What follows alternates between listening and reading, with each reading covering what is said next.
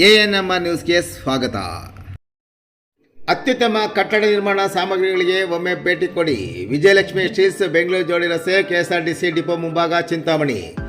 ನಮ್ಮಲ್ಲಿ ಅತ್ಯುತ್ತಮ ಕಟ್ಟಡ ನಿರ್ಮಾಣ ಸಾಮಗ್ರಿಗಳಾದ ಅಲ್ಟ್ರಾಟೆಕ್ ಸಿಮೆಂಟ್, ಇಂಡಸ್ 555 ಮತ್ತು ಅಪೋಲೋ TMT ಕಂಬಿಗಳು, ಟಾಟಾ ಮತ್ತು ಸುಪ್ರೀಂ ಮುಳ್ಳು ತಂತಿಗಳು, ಆಸ್ಟ್ರಾಲ್ ಮತ್ತು ಆಶೀರ್ವಾದ್ ಪೈಪ್ಗಳು, ಏಷ್ಯನ್, ಆಸ್ಟ್ರಾಲ್ ಮತ್ತು ಕಾಮಧೇನು ಪೇಂಟ್ಸ್, ಸೆಂಚುರಿ ಮತ್ತು green lamp plywood, hero Fevicol, hardware fittings ಮತ್ತು ಎಲೆಕ್ಟ್ರಿಕಲ್ಸ್ ಐಟಮ್ಗಳು ಒಂದೇ ಸೂರಿನಡಿ ದೊರೆಯುತ್ತದೆ. ಇನ್ನು ಗ್ರಾಹಕರಿಗೆ, ಗುತ್ತಿಗೆದಾರರಿಗೆ, ಪೇಂಟರ್ ಹಾಗೂ ಕಾರ್ಪೆಂಟರ್ಗಳಿಗೆ ಪೇಂಟುಗಳು ಮತ್ತು ಹಾರ್ಡ್ವೇರ್ನಲ್ಲಿ EMI ಆಯ್ಕೆಯೊಂದಿಗೆ ಸಾಲ ಸೌಲಭ್ಯವಿರುತ್ತದೆ.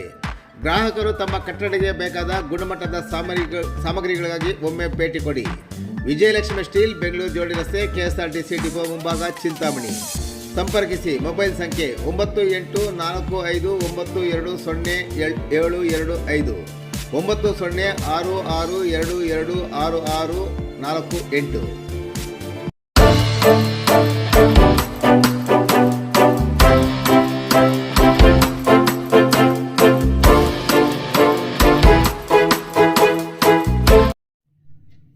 ಕೃಷಿ ಹೊಂಡಕ್ಕೆ ಬಿದ್ದ ಮೃತರ 3 ಮಂದಿ. ಇಂದು ಅಂತ್ಯ ಸಂಸ್ಕಾರ ನೆರವೇರಿಸಿದ ಕುಟುಂಬಸ್ಥರು.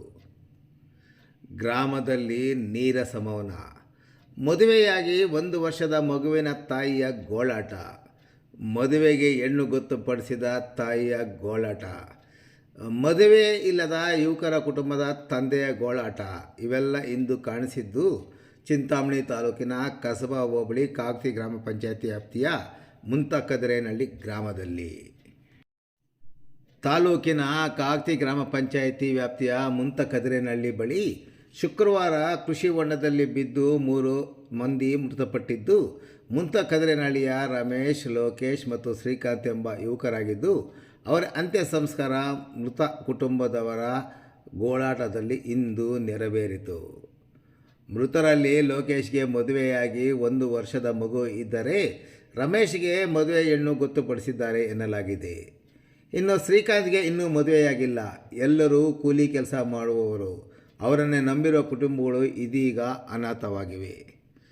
ಮೊದಲು ರಮೇಶ್ ಹೊಂಡಕ್ಕೆ ಇಳಿದಿದ್ದು, ಆತನಿಗೆ ವಿದ್ಯುತ್ ಪ್ರಹರಿಸಿದ ಪರಿಣಾಮ ಆತ ಕೂಗಾಟ ಕೇಳಿ ಆತನನ್ನು ರಕ್ಷಿಸಲು ಲೋಕೇಶ್ ಮತ್ತು ಶ್ರೀಕಾಂತ್ರವರು ಕೃಷಿ ಹೊಂಡದ ಬಳಿ ಬಂದಿದ್ದಾರೆ.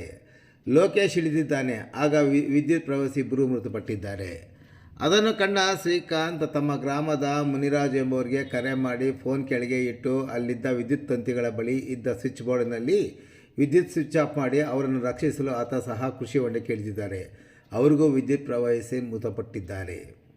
ಮೊಬೈಲ್ ಕರೆ ಮಾಡಿ ಸ್ಥಳಕ್ಕೆ ಬರುವಂತೆ ಶ್ರೀಕಾಂತ್ ಮುನಿರಾಜು ಎಂಬುವರಿಗೆ ಸೂಚಿಸಿದ ಹಿನ್ನೆಲೆಯಲ್ಲಿ ಮುನಿರಾಜು ಸ್ಥಳಕ್ಕೆ ಬಂದಾಗಲೇ 3 ಮೃತಪಟ್ಟಿರುವುದು ದೃಢಪಟ್ಟಿದೆ. ಇನ್ನು ಕೃಷಿ ಹೊಂಡದಲ್ಲಿ ಹಾದು ಹೋಗಿರುವ ಕಬ್ಬಿಣದ ತಂತಿಯ ಮೇಲೆ ವಿದ್ಯುತ್ ತಂತಿಯನ್ನು ಎಳೆದುಕೊಂಡು ಹೋಗಿದ್ದು, ವಿದ್ಯುತ್ ತಂತಿ ಬಿಸಿಲು ಮಳೆಗೆ ಹಾಳಾಗಿದ್ದು, ವಿದ್ಯುತ್ ತಂತಿ ಕಬ್ಬಿಣದ ತಂತಿಯಲ್ಲಿ ವಿದ್ಯುತ್ ಹರಿದು ಸಾವನ್ನಪ್ಪಿರಬಹುದೆಂದು ಶಂಕಿಸಲಾಗಿದೆ.